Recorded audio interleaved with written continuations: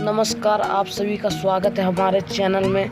आप सभी को बताएंगे आज 2020 का सबसे सुपर हिट सॉन्ग जो कि गाए हैं अक्षरा सिंह और सुधीर यादव संगम जी ने।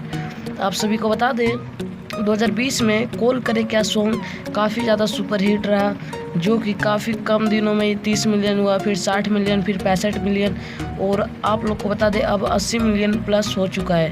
तो आप सभी को बता दें सुधीर यादव संगम और अक्षरा सिंह इस रिकॉर्ड से काफ़ी खुश हैं और आप सभी को बताते 2020 का ये सबसे बड़ा हिट सॉन्ग रहा, क्योंकि अभी तक 2020 में इतना मिलियन व्यू अभी किसी सॉन्ग को नहीं मिला है और इतने कम दिनों में। आप सभी को बता दें और इसी रिकॉर्ड के चलते सुधीर यादव संगम और अक्षरा सिंह अपने फैंस को काफ़ी ज़्यादा धन्यवाद कहना चाहती है।